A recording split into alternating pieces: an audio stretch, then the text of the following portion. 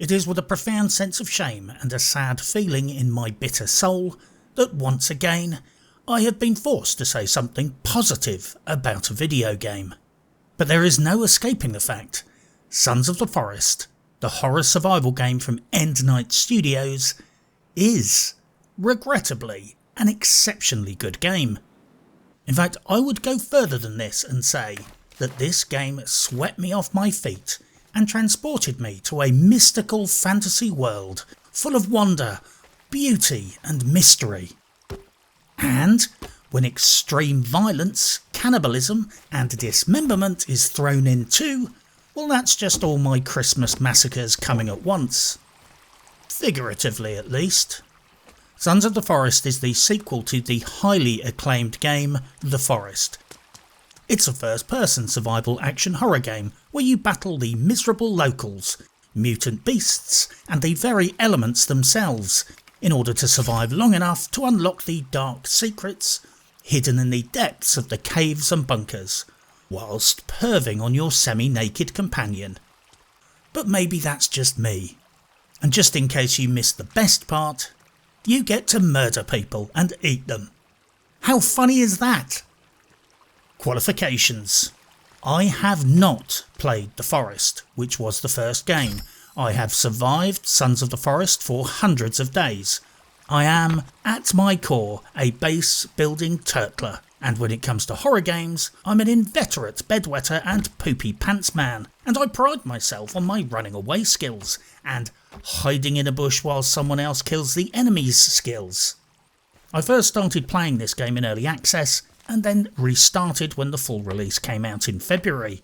And please note that I am very aware that I am not an expert on this game. I appreciate that some people are hammering this game on the hardest difficulty, with absolutely every grisly setting turned up to max. I salute you. Just don't judge me, especially if you see me doing something stupid. Please also remember that any advice or observations I make in this video are most likely conditional on the custom game settings and in-game options that I personally played on. If you're playing on peaceful, you can most likely sleep out under the stars with just your space blanket for protection, like a modern day Huckleberry Finn.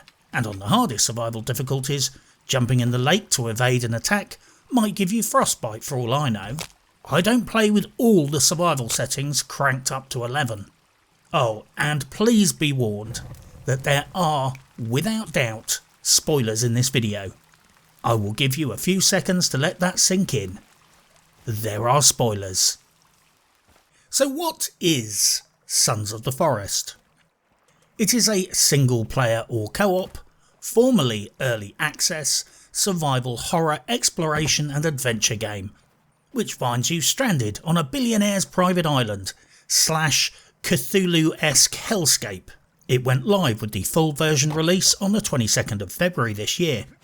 Everybody either wants to kill you, eat you, or actually let's just leave it at that. Everything pretty much wants to kill you and eat you. Apart from the squirrels, the fish and the deer, and strangely, you want to kill and eat them. It is a beautiful, virtuous circle of violence and consumption, just like a kebab house on a Saturday night. Nature is a cruel and fickle mistress, I guess. With the launch of the full game, they also introduced raccoons. I love raccoons. They're intelligent, they have those cute little hands and funny little mannerisms that are simply adorable. But not quite as adorable as cutting their heads off and hanging them above your fireplace. Because that shit looks fucking awesome. The story is bare bones and really just told through incidental cues, discoveries, printed documents that you find. I believe the professionals refer to this as environmental storytelling. It's also got RPG elements, of sorts. If you cut down trees, you very gradually get stronger and stronger. So the choices you make have a real impact on the game, in as much as you can choose to cut down trees or choose to not cut down trees. Winning The Sons of the Forest plunges the player into a beautiful, verdant yet incredibly dangerous world. The water is contaminated with chemical waste. The winters are bitterly damp and cold. There is barely any decent shelter. There are no shops to get supplies. You have to rely on your wits, initiative, and frequently your willingness to do violence in order to prevail and survive. It's a world where the frightening locals, be they hideous, horrifying mutants or ignorant, terrifying cannibal savages, only take a break from attacking each other so that they can free up some quality time to devote to trying to kill you. It's basically like New Cumnock. You know New Cumnock, that town nestled beneath the beautiful rolling hills of the Galway Forest Park, yet routinely voted biggest shithole in Britain, where the local kids felt that the new police station was annoying, so they burnt it down for lols. Yeah, Sons of the Forest is almost as terrifying as New Cumnock. But not quite. Unlike New Cumnock, however, billionaires live on this island. Well, they tried to at least.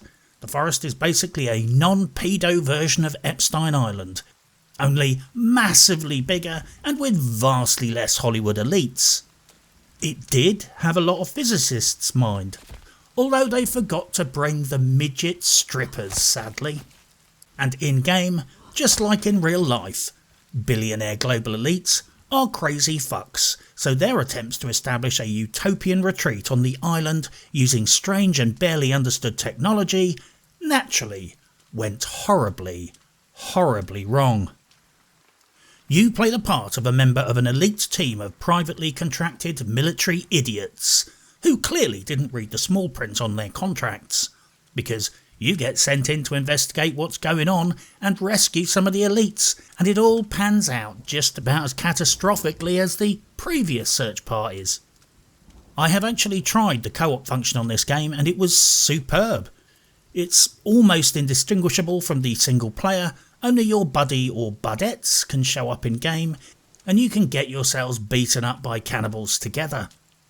It also has a very cool in-game walkie-talkie radio that you can choose to use as your game voice-over IP, if you will.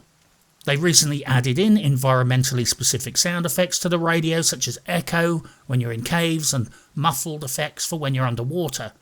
As far as co-op modes in indie games go, it was a shockingly smooth and painless experience. Sons of the Forest is currently sitting on a very positive rating on Steam. I guess cannibalism and murder sells. I will have to reluctantly concede that for once, I'm going to have to leave out some of the most gratuitous violence in this game. As much as I hate censorship, and especially self-censorship, YouTube has issued community strikes to people showing the most gratuitous footage of this game. I think specifically when players are hacking up the bodies of cannibals with an axe, then cooking and eating them. Sadly, there is not much point making a video that will get immediately struck down, so I will have to chill on the dismemberment on this one occasion. All this being said, subject to your personal playstyle and your particular preferences, I think Sons of the Forest is practically a masterpiece. Change my mind. Although it is not without its issues, which neatly brings me on to functionality and fuckery. Right off the bat, there are no microtransactions, no loot boxes, none of that bullshit. It cost me about 20-something quid in early access, and the closest this game gets to gambling is the skin pouches dropped by the cannibals, which you can loot when you kill them. They are basically like surprisingly neat little pencil cases full of random useful crap, like energy bars, light bulbs, wire, feathers, and the very rare and occasional bullet. So yes, this game is spectacularly fuckery free. The game runs very well overall, but there are niggling bugs. Kelvin is your Man Friday, your brain damaged companion and Amazon worker. Well, his pathfinding can be appalling. Similarly, Kelvin can be glitchy when collecting resources, or might simply get snagged on a drying rack and stay there, moonwalking in place until you give him other instructions or leave the zone entirely and come back later. Or possibly reload the game. Christ, earlier I built a base partly in the river, and when I sent Kelvin to collect sticks, he insisted on collecting them from the opposite bank of the river, which involved a very long walk down to the crossing point half a mile away.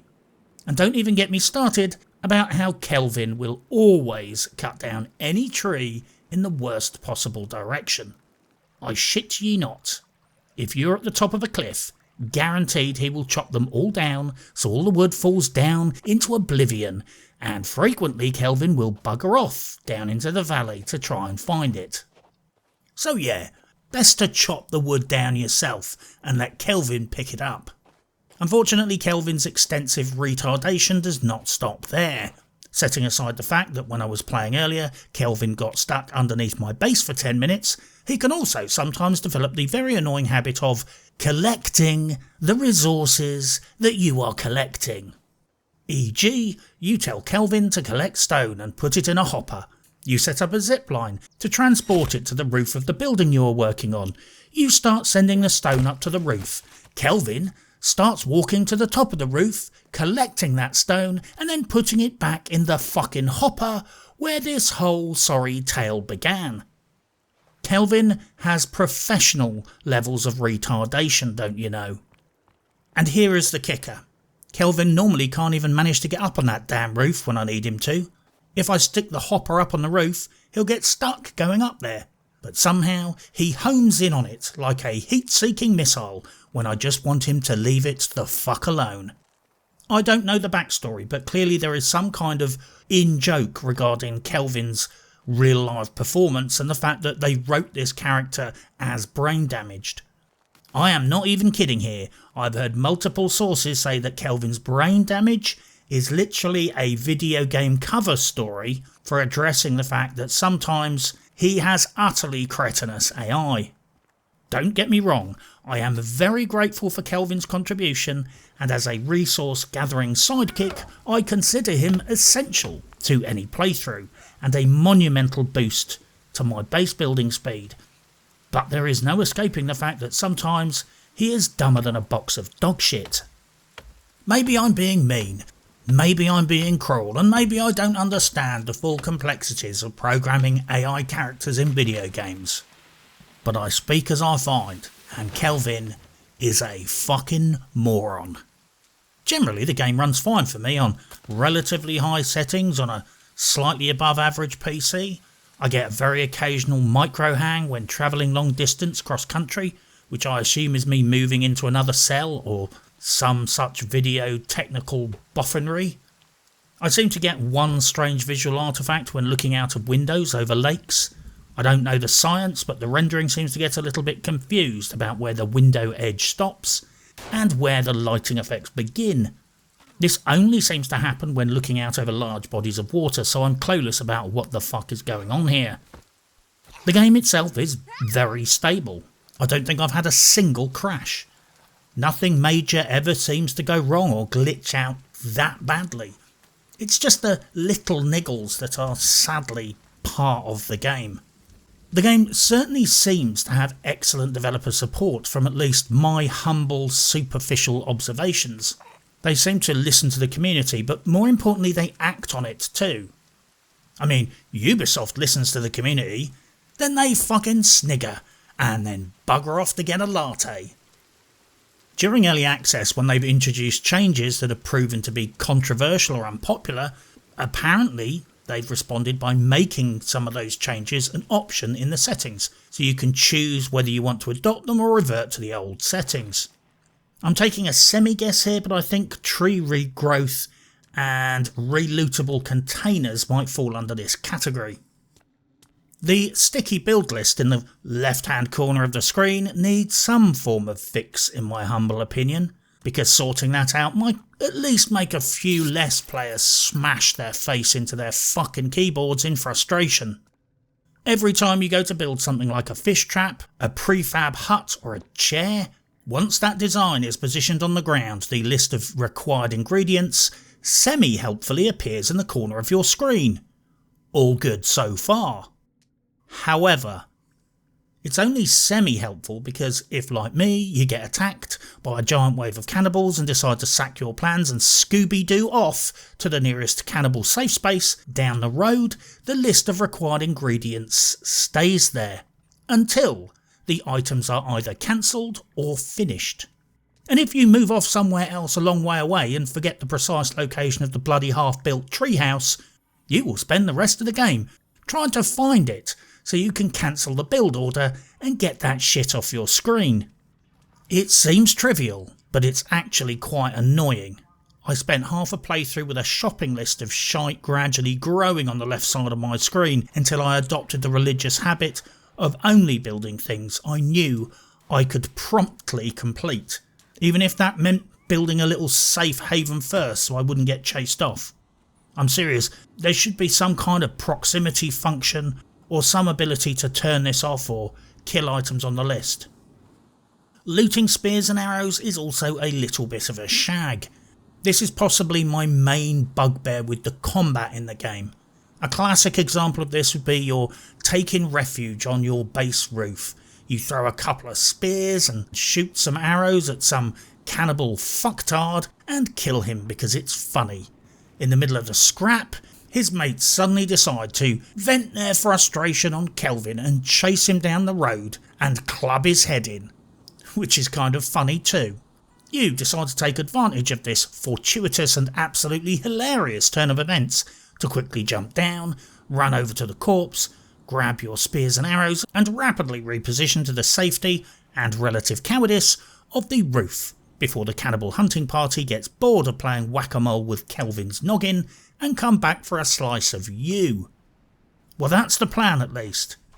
Personally, during these critical moments, I've found it really hard to finagle the mouse, so it's selecting the arrow or the spear. I don't know why, but the live area for the corpse is huge and easy to select, but sometimes blocks the weapons. So I'm shuffling forwards and backwards, wiggling my mouse, desperately trying to select the arrow or the spear, and then I get smacked in the head whilst I'm arsing around. I don't know what the cause is, and I don't care. It really needs a fix. When arrows and spears are limited, it's given that you will be constantly trying to pick them back up in a hurry. I'm not sure why this process is so unnecessarily fiddly at times. Mobs spawning inside bases. Well, this sucks the sweat off a dead tramp's balls. This one is an oldie but a goodie, and I see no reason why this has not been addressed after all this time, with the problem being raised publicly on forums and on Steam. Now, depending on what difficulty you're on, this can literally and figuratively break your base. If some giant slobbering hellbeast like a holy spawns in your bedroom, by the time that bastard has finished thrashing around, you will be left with no bedroom, no furniture, and probably not much of a base. If I remember correctly, Valheim handled this with a rather elegant and simple solution. They had a few checksums in place. No mobs spawned within a certain range of workstations. Similarly, raids were triggered by another checksum. I think every 20 minutes a player was in proximity to certain base items, the game would roll a dice, and there would be a 10% chance of a raid, unless it was wolves, of course. My point is that computers, and for that matter programming, does not need to be super smart to handle this problem. The game could just check if the player is sleeping on a crafted bed, check to see if there is a reinforced fire near the bed, and maybe count the number of placed logs near the player at the time. If this all ticks a proverbial box, then no enemies should spawn within, say, 50 metres. That's about 150 feet in colonial money. Don't scowl at me for using metric. Not when so many of you own guns chambered in 9mm and 5.56. My point is that I appreciate you don't want to create an exploitable cheesing mechanic, like say in Valheim you could tactically deploy a sea of workstations to turn an island into a safe space. But if you carefully chose the rule set, you could at least reduce the problems of base spawning. Personally, I have one base where I had to put spring traps around my damn bed, because periodically a random cannibal would spawn next to me in the night, just standing there, watching me whilst I sleep. And that's the sort of creepy shit that I should be doing. Another issue of in-game functionality that I found rather peculiar was that you can't do jack shit when you're sitting on a bench or in a chair. Frequently in this game your stamina will get lower as you get more fatigue, so you decide to nom some food to make sure you're topped off and go sit by the fire for a minute or two to bubble up your level of rested. And I'm sitting there and I decide to bust out my map, take a look at the building guide or check my inventory, and I can't. When you're sitting resting in a chair, you can't do jack shit. Not even use your binoculars to enjoy the view. Personally, I think this is a big oversight. The game frankly also needs a fully functioning map with player annotations. I get the whole smartphone map vibe and I fully appreciate how it's keeping in character with the whole game's survivalist make-do aesthetic. But this being said, if you are like me, you build a shit ton of outposts. You're trying to roll out a full set of zipline public transport infrastructure and relying solely on the combination of this tiny weeny smartphone map and windowing out to the online interactive map whilst trying to memorise where your myriad of zipline paths interconnect, and it can all become a bit of a dysfunctional bore. I have literally resorted to putting down tarps on nearly every zipwire tower just so that they show up as icons on the map. Maybe make it optional, and I appreciate that some Sons of the Forest purists might get triggered by the mere suggestion, but builders like myself could really use a big full screen map where we can make notes and track ziplines, because frankly, I'm one arse hair away from opening up MS Paint and making my own. In fact, scrap that last comment, I am going to do it. In all seriousness though, if anyone found themselves in this situation, they would rapidly realise that they need a full-size working map of the island. You have a notepad in-game, you have a pen, you have the backs of paper targets, and you have tape. Anyone in this situation for real, especially a trained private military contractor, would be making a full-size map about 10 minutes after finishing their first secure base. One aspect of the game that must be fixed is this. There are a few niggling yet important settings like containers respawning or not, and they are set when you initially start a game and have no entry in the in-game option settings. This basically means that one misclick when starting a new game and 5 hours later you might discover that you are well and truly screwed. When they released the full version of the game, recently I started a new game, thought I had set it up all right, only to discover they had reversed the default setting for respawning loot. Let's just say I was somewhat furious when I finished building a base and discovered what had happened.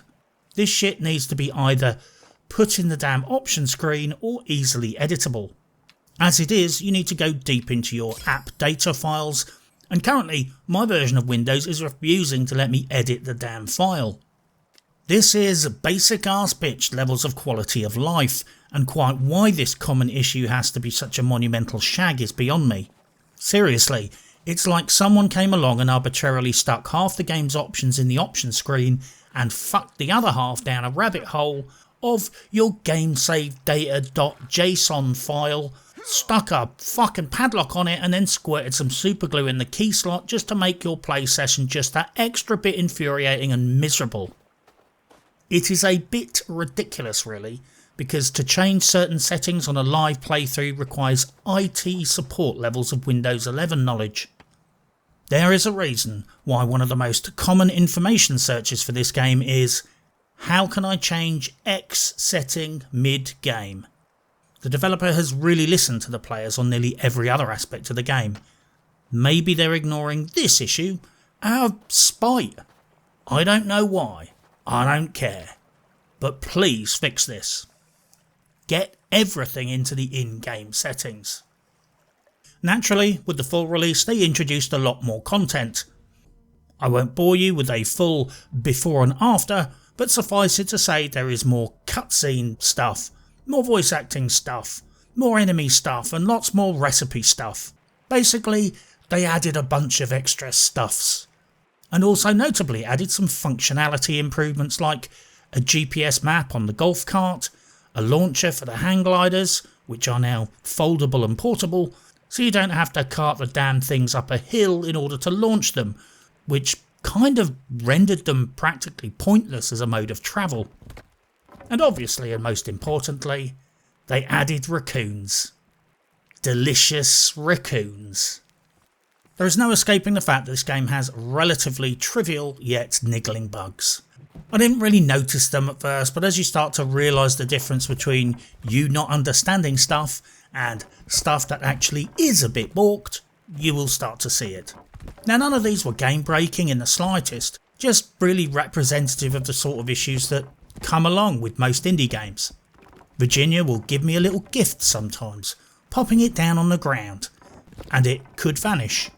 It might have only been a rock or a stick, but that's not the point. The game engine stole my rock. And I like rocks. Things also despawn sometimes before I can loot them. In fact, the game certainly has a slight case of what I shall call Schrodinger's video game syndrome. Now, I am not a game developer. Could you tell? So what I am about to say is a vague approximation of the truth, as retold by a reasonably well-informed but non-professional fucking idiot. So here we go. Basically, things in the video game world exist in an indeterminate state, until they are observed. This is a phenomenon that occurs in all video games to some degree, but when it goes too far, it can become noticeable, and it goes something like this. In order for a video game to work, and particularly to work efficiently, the game only loads, renders and calculates the area around the player's point of observation. That's why we have things like loading screens, render distances and maximum bullet ranges in games like World of Tanks and huge battle map games like the old Battlefield, before it turned into woke rainbow shit. A normal computer could not simulate and calculate the whole island in Sons of the Forest, so it takes a small area around the player and calculates that. It might render those mountains off in the distance, but at a resolution only high enough for them to look real from a distance, but not at their full resolution. It's a waste of valuable computer resources. The video game does not calculate, simulate and track every single insect, bird and box of loot across the whole island in real time, all the time. Just like any video game, 99% of this island's details are stored on your hard drive, and when you enter an area, the game tries to seemingly calculate what is within your line of sight and within your reach, because nobody gives a shit about what loot is in that box at the helipad 5 miles away until the moment you arrive at the helipad and are walking over to the box to loot it. Similarly, the game doesn't render what is behind you in full graphic fidelity. It renders what is in front of you and what you might be looking at, more or less. And this is where things can go a little bit wrong in video games. For example, that cannibal I killed is lying on the ground in front of me. The video game might declutter dead bodies after X amount of time, or when clutter reaches a certain threshold, etc, etc. But it wants to avoid doing it when you're looking directly at something, so it tends to wait until the clutter is no longer relevant. And in the worst case scenario, this plays out like this. I kill a pregnant cannibal lady, which is awesome, right? The body is in front of me. I decide I need to pick up a rock, because I like rocks. Everyone should own a rock. I turn around and pick up a particularly shiny and pretty rock. I'm already having a good day, right? Then I decide to go and gawp at the dead pregnant lady, so I can take some screenshots for Steam. I turn around and voila, she got despawned the second my back was turned. And when it becomes this level of obvious, it starts to make you feel like things only exist in the game world when there is an observer present to see them. Like I said, Schrodinger's video game syndrome. Sons of the Forest is possibly a little bit too aggressive at cleaning up corpses and the like, and when these corpses can be looted for valuable high-end armour, for example, that's a bit annoying. I feel sometimes like I can't take my eyes off certain mobs for fear of them immediately disappearing. Like I said, to some degree this happens in many video games, and you don't even notice it, but it's possibly a little bit too much here. The building mechanics in this game are on one hand very good fun when you master them, but damn, they are niggly. Sometimes things won't clip together. You dismantle everything and do exactly the same thing and it works the next time. Also, certain obviously desirable outcomes are not really facilitated by the game. If you want to put spikes on barricades, you basically have to use a bizarre spacing workaround to make it happen. And similarly, building internal walled stairs literally requires a YouTube tutorial where you have to learn a precise build order in order to practically trick the game into letting you do it. And that's the rub. The building mechanics, love them as I do, sometimes behaves like it doesn't want to let the player do things, like it's conspiring against you. Overall though, I enjoyed my base building antics. It was basically a combination of playing Doll's House combined with themes from Hellraiser. Put a fireplace there, build a cosy bed there, decorate the walls with severed human heads. You know the drill. All this being extensively grumbled and griped, this game runs a damn sight better, looks more impressive and is a lot better polished than your average AAA game these days. Or even quadruple A games. If you're a Ubisoft developer / delusional fucking egomaniac. So yes, in the interests of transparency and pedantry, I have gone to great lengths to list every bug and glitch that annoys me in Sons of the Forest. But overall, it runs very well. The devs have done stellar work here, and there isn't really anything going on that significantly impacts the game beyond the odd reload and possibly having to bugger off 200 yards down the road so that Kelvin can unfuck himself. With one possible exception, which I will discuss later. General game dynamics. You know the drill, it's a survival game. You forage, collect stuff, cook stuff, hunt stuff, build stuff, craft stuff and eat people. The survival metrics are primarily warmth, food, hydration, rest and avoiding being beaten to death and eaten by the bad men. Or bad ladies. I'm not sexist. This is all moderated by the seasons, and this basically means, subject to difficulty settings, things get even shittier in winter. Less food, you're cold as hell, water sources freeze over, you'd better have stored up some winter reserves of food and firewood, or know where to get them. And don't even get me started about how hard you will cark it when you wake up one morning in your 100% perfectly safe island base, completely surrounded by the security of water, only to discover that winter has arrived. The lake is now frozen solid, so enemies can just take a quick jog across the frozen lake and attack you, and you're now 100% defenceless base. You need to balance the competing needs, the dangers, enemies, elements, and a big part of that is deciding when and where to build and when to stay on the move. Personally, I play this game like a kleptomaniac prepper and build bases everywhere so I don't have to deal with surprises and I can hoard lots of supplies. But impressively, some players spend the majority of their time on the move, quickly capping what needs to be capped like a death train of high achievement. Yeah, that's not for me. I like to spend at least 6 days out of my survivalist week sitting by a toasty fire, watching cannibals mutilate themselves on my traps. My traps are like a little idiot food factory. Idiots attack my base, said idiots die horribly on my traps, and then this fucking idiot shuffles out in his pyjamas, collects some arms and legs, and starts making dinner. Yummy. Talking of capping, the majority of the story progress, Gucci equipment and weapons is all to be found in the caves and bunkers scattered around the islands. Many of these are dangerous, sometimes hard to navigate, and shit your pants scary. So as lovely as it is to build prepper safe spaces across the island, Sooner or later, you are going to have to put your extra absorbent trousers on, nut up, shut up and head down into the depths.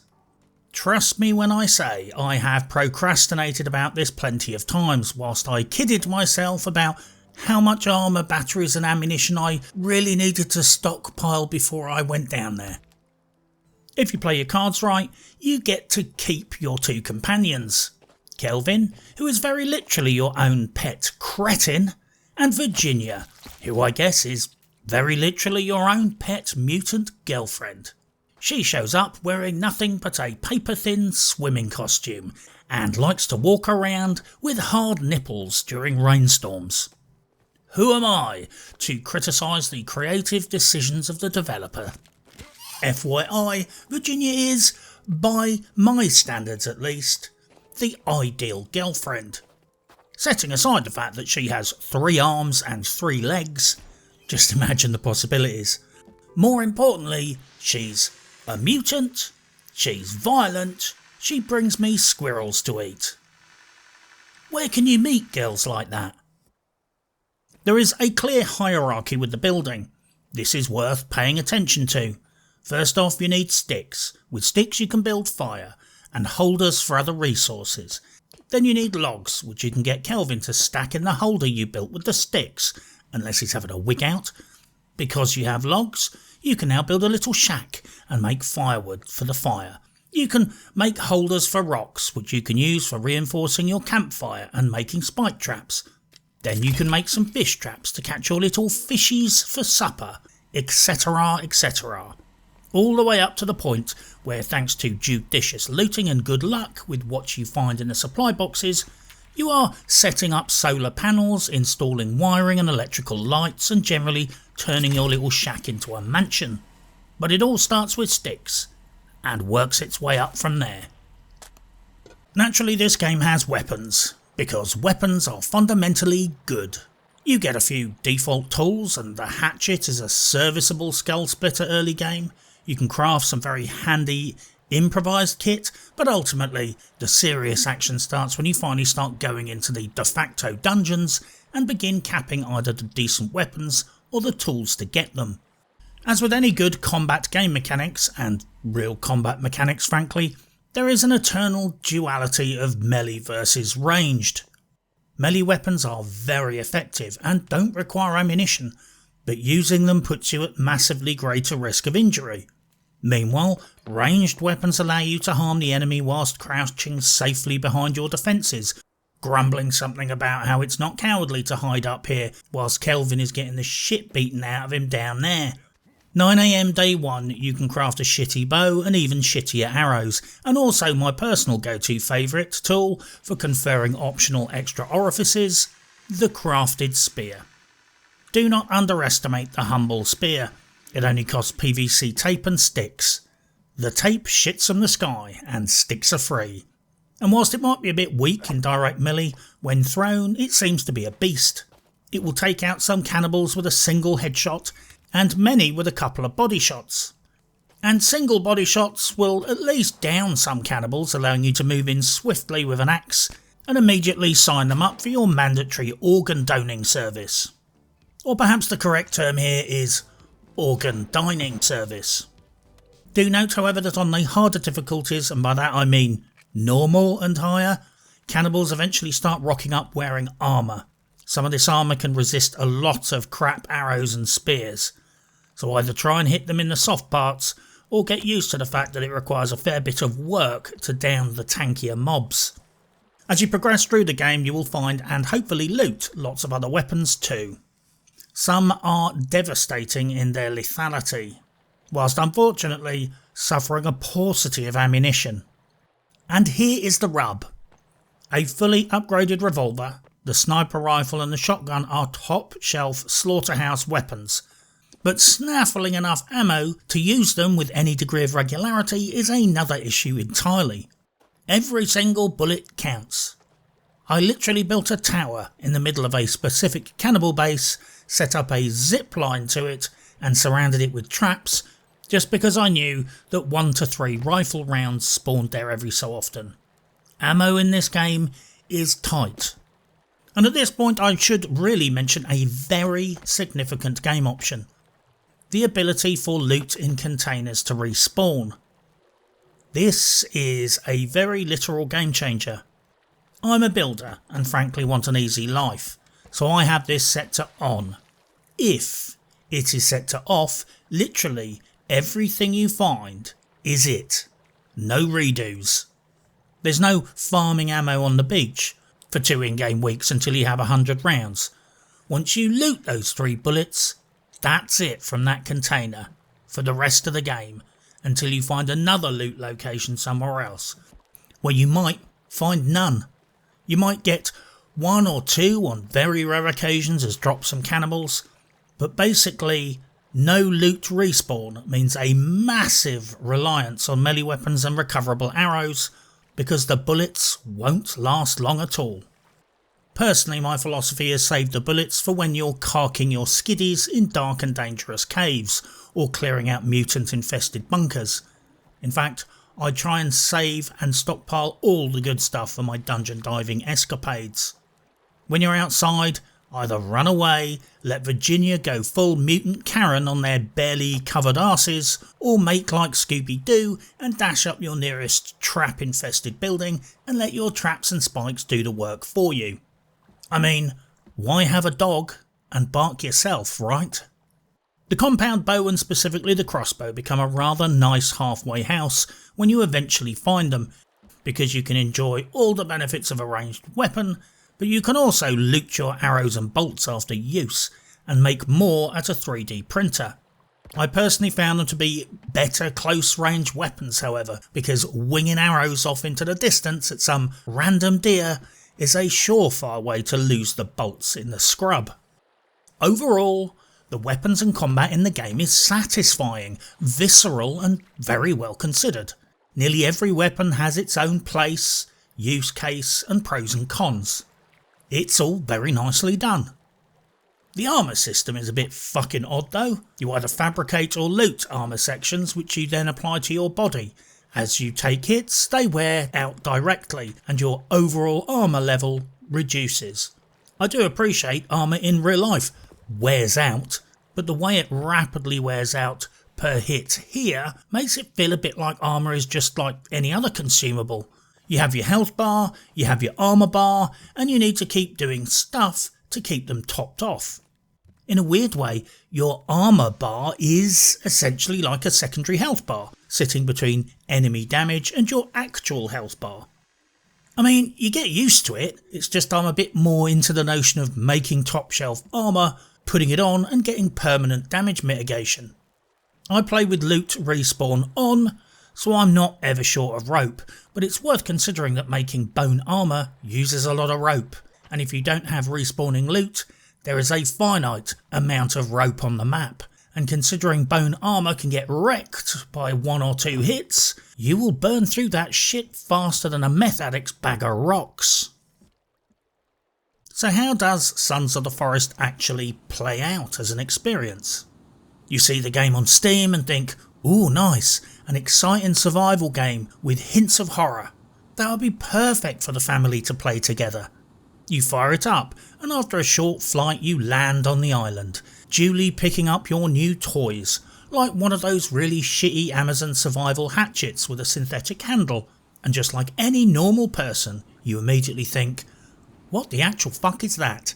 Synthetic handles are for combat tomahawks and nothing else. Hatchets need hickory handles so you don't break your wrist from all the impact vibration. With the one possible exception of the Fisker's hatchet, the only hatchet that has ever really pulled off a synthetic handle. But I digress. Like I said, normal people would think that. Honestly, I'm normal. Anyway, you bust your tools out, you bust your brain damaged NPC companion out, you set to work picking fucking berries, gathering up nonsense and building your own little house on the prairie. Everything is pretty, you chop down lots of trees, you are building things, and you look around at this very literally beautiful environment. You listen to the birds twittering and admire your lovely little housey, and you rightly think to yourself, This is just like Valheim. And of course, you are 100% correct. The first 20 minutes of this game is just like Valheim. However, 2 in-game weeks later, you are sitting on your chair made from human bones. You have become an expert in building punji stick traps and peppering your entire homestead with them, and you're working out your to-do list for the next day whilst chewing on some dead idiot's forearm because your spears don't do enough damage to kill a deer unless you get a headshot, and no headshot means the deer runs off with your very valuable early game spear trailing out of its rectum, which, whilst obviously being a potential cause of anxiety about animal cruelty, the reality is that you don't give a fuck about the deer. You're just pissed off that you've run out of PVC tape to make another spear, and you're not even going to get any breakfast. And all the while, you're sticking severed heads on spikes to scare away the locals.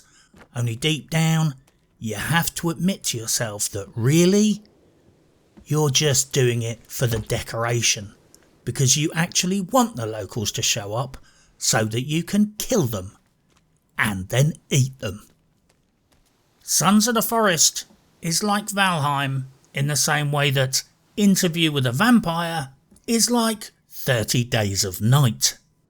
They are both similar in genre and themes, but fuck me, Sons of the Forest legitimately gives me routine jump scares even now.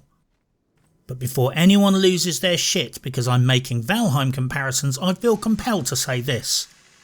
If you played Valheim and you want a handle on what Sons of the Forest is by comparison, well, it's got the beauty of the Black Forest biome, with the sheer terror of the first time you go into the swamp with low-level gear, and there are no benevolent gods watching over you.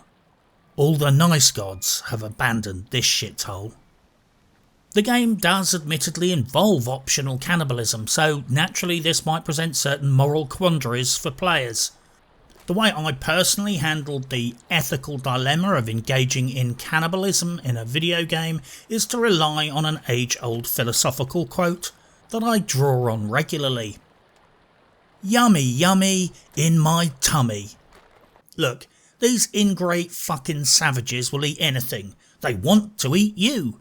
And they will even eat each other. So on a grand moral scale, tucking in for some quality chow time with a few of their barbecued limbs ain't no biggie with me.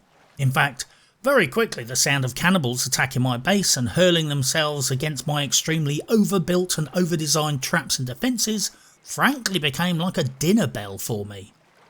The idiots are here, fire up the barbecue. Now I'm not encouraging or defending cannibalism, especially not that creepy European fetish kind. All I'm saying is that sometimes it can be a pragmatic solution for a hungry tummy problem. In real life, if I ever found myself in a life and death post-plane crash scenario like the Argentinian football team, cannibalism would be the last thing I would ever want to resort to. I would eat all the food in the galley, I would snaffle down all the snacks in the waitress trolley, and once I'd finished all those little bags of peanuts, the last thing I would do is chow down on whatever unlucky bastard happened to be sitting next to me. Now, yes, this entire process might only take an hour, but cannibalism would still be the last thing I do. On a curious note, whilst cogitating the ethics and practicalities of cannibalism, I did reach the following unexpected conclusion. Maybe giving free extra seats to morbidly obese TikTokers on aeroplanes might actually be a good thing in a crash scenario. I mean, that's about 2 weeks of food and a month's worth of lamp oil right there. With the added bonus that if you could find a suitcase in the hold, you could probably fabricate a lot of ponchos and shelters out of her clothes. Possibly even a couple of marquees. Winning? Anyway, cannibalism is bad. It's an almost guaranteed way to get kuru, so don't do it unless you're really, really hungry. And I'm certainly not a fan. Unless it's really, really tasty. I guess that's enough for now, and I should take this culinary low point as an opportunity to bow out and let you take a well-earned intermission.